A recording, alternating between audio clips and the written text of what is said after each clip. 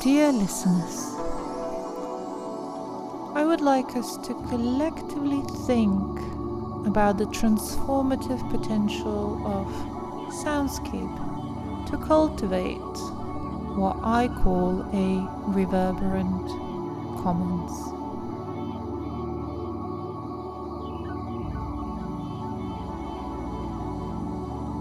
In broad terms, soundscape can be understood as an acoustic totality of any lived environment. Your noisy street, for example, where you live and breathe, is your everyday soundscape.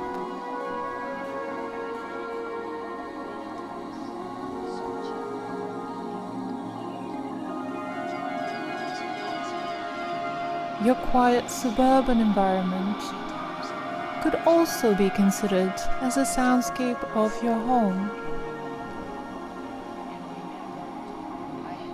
As a concept, soundscape was initially introduced by an acoustic ecologist, Murray Schafer, in the 1970s.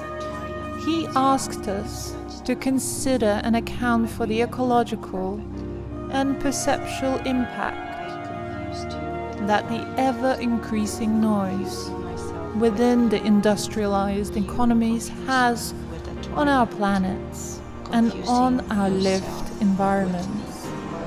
And you and I confused ourselves with the twilight. And many times in the same fog, He's repeatedly asked us to slow down and return to the sounds of nature, the quietude and silence. Save our souls, save it now for a better life. Time to pray because time's flying on and on. But if you want to believe in a better life, find a way, try now, come together with a smile. Save our souls, save it now for a better life. Time to pray because time is flying on and on. But if you want to believe in a better life, find a way, try now, come together with a smile. This call to return to the so-called nature, however, might not be necessarily what we need as a way of retaining our future and possibility of our future. Indeed, soundscapes are important, but maybe they serve more than just a mere invitation to this idealized and essentialized past. Oh, excuse me. Media historian Jonathan Stern tells us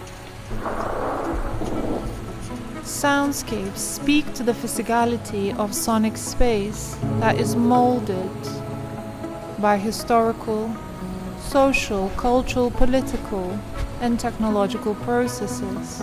It's a ship, but looks like a garden. The sounds of the past and the present serve as a fabric to our surroundings, shaping how spaces and places are remembered, understood, produced, and experienced. Therefore, maybe we should stop and think, how can listening and being in today's soundscapes help us instead to offer new imaginaries and futures?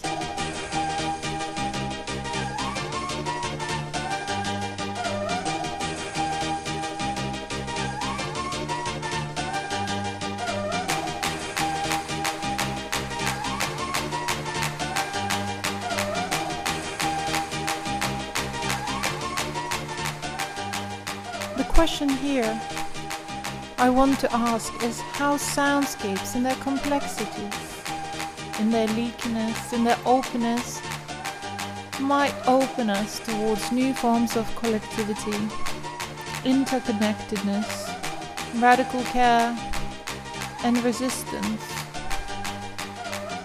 In a world that is ruled by state-sanctioned violence, economic crisis, and impending ecological collapse.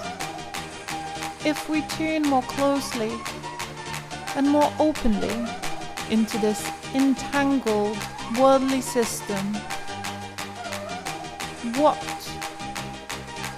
political and affective potentials might we discover, and what alternative forms of commons could we create?